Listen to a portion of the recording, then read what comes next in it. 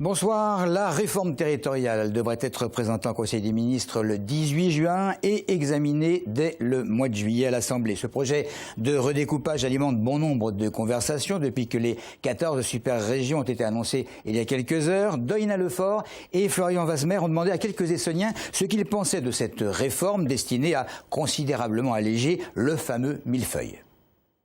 Ça peut que nous faire des économies au sein du gouvernement, quoi. Et si ça peut simplifier et que chaque région ait un peu plus de pouvoir, un peu plus d'argent pour s'organiser, pourquoi pas. Les intercommunautés doivent remplacer les communes et les conseils généraux. Donc je pense que c'est une très bonne chose et on aura une visibilité par rapport à d'autres grands pays et notamment face à l'Allemagne. Moi je trouve que ça sert à rien. Avant on n'était pas découpé, on a toujours vécu entièrement.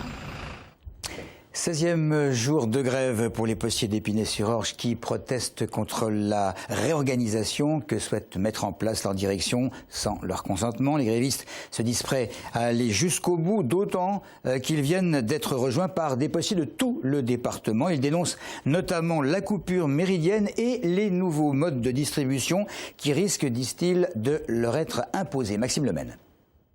Olivier est facteur depuis 30 ans. Un matin dans les travées du centre d'Épinay-sur-Orge, un supérieur lui aurait annoncé la possible fermeture du centre et la mise en place de nouvelles méthodes de travail. Entre autres une pause méridienne qui rallongerait le temps de présence quotidien des postiers. C'est une régression, c'est pas des améliorations, c'est une régression. Rien n'est fait pour nous faciliter le travail finalement. C'est des trucs qui sont pondus par des gens qui n'ont jamais mis le dehors, quoi. C'est des gens qui ont fait des bilans, des trucs sur des ordinateurs et puis ils ont jugé que ça se passait comme ça. Les grévistes en sont à leur 16e jour d'action. Ce matin, ils ont été rejoints par des postiers de toute l'Essonne et même des Hauts-de-Seine, département dans lequel un mouvement similaire est en cours depuis 127 jours. Galvanisés par ces soutiens, les salariés se disent prêts à aller jusqu'au bout, d'autant plus que selon leurs représentants, ils ne sont pas hostiles au changement, ils demandent juste plus de considération.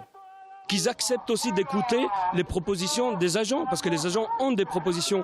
Ils ne sont pas contre ce qu'ils appellent des réorganisations, mais que ça soit fait par exemple sur Épinay, dans leur bureau d'Épinay, et qu'ils aient leur mot à dire sur leur organisation de travail et sur leur quotidien. Selon la Poste, des négociations sont en cours actuellement avec les salariés d'Épinay-sur-Orge. Elle explique que les réorganisations sont indispensables compte tenu de la diminution du courrier sur le département. La pause méridienne, par exemple, permettrait un temps de présence sur le terrain qui correspondrait plus aux nouvelles pratiques des clients. Grève reconduite demain donc pour une 17e journée. Vous ne connaissez peut-être pas le CODAF, c'est le comité opérationnel antifraude qui a pour mission d'optimiser l'utilisation des moyens affectés à la lutte contre la fraude. Le CODAF qui a contrôlé en Essonne 666 établissements en 2013.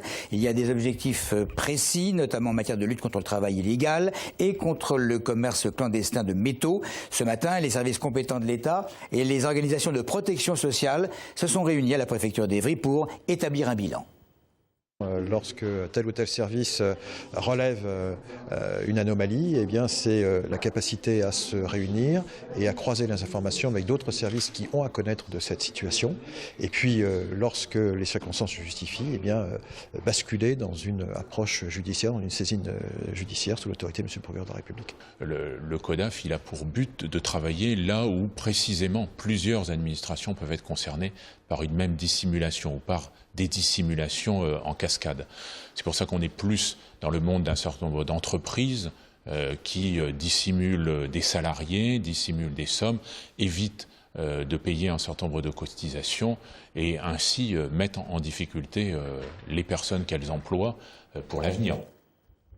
Images et explications recueillies par William L. La communauté de communes du Val d'Essonne a décidé d'innover avec une tournée marchande ambulante. Tous les lundis, des commerçants se déplacent dans 7 villages tout au long de la journée. Le but, c'est de rapprocher des habitants qui ne peuvent se déplacer, de créer donc du lien social dans des lieux où il n'y en a parfois plus du tout. Le concept, il est en test depuis maintenant 2 semaines, mais il semble remporter un peu plus de succès chaque semaine. Audrey Coll.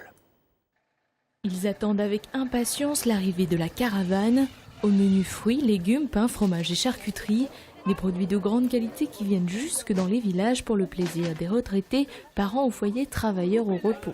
Pour les commerçants, c'est une journée chargée, mais pleine de surprises. Une petite mamie qui ne peut pas se déplacer, une maman au foyer qui a d'autres contraintes, un cadre qui est de repos le lundi mais qui n'a pas eu le temps de faire ses courses ou qui a une autre habitude d'achat. Et donc nous, ça nous apporte vraiment d'être au contact des gens. Et commercialement parlant, on fait 7 villes en une journée, donc 7 points de vente, donc une zone de chalandise extrêmement étendue. Donc il y a le projet humain, il y a le projet commercial et voilà, donc ça nous apporte tout ça. La caravane traverse 7 villages depuis Nainville-les-Roches jusqu'à Saint-Vrain.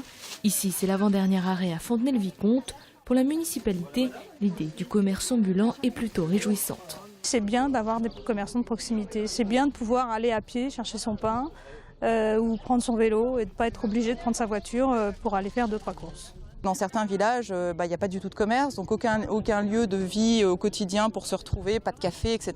Donc la caravane, c'est aussi ça, c'est du lien social entre les gens. Pour la communauté de communes du Val d'Essonne, la caravane des gourmets est en test pour s'assurer de la viabilité économique du projet. Mais cette offre pourrait se pérenniser et apporter un nouveau service de proximité. La journée de la réussite en licence sur l'Île-de-France était l'objet ce matin d'un déplacement ministériel. Geneviève Fiorasso, en charge de l'enseignement supérieur et de la recherche, a fait le point sur les réformes engagées en faveur de la réussite en question. 17 universités de la région sont concernées et devraient pouvoir confronter leurs expériences. Et puis pour terminer, 2 appels à témoins dans le département. D'abord, celui datant de la semaine dernière et qui concerne ceux qui auraient pu voir quelque chose en relation avec l'individu ayant tiré sur une rame du RERD en gare d'Évry-Courcouronnes. Et puis une recherche également de témoins susceptibles de donner des informations sur ce terrible accident qui a fait 1 mort et 2 blessés graves hier matin sur l'A10. C'est à hauteur de Villebon-sur-Yvette, une collision entre un poids lourd et une voiture. C'est tout pour l'essentiel de l'info. Merci de nous avoir suivis.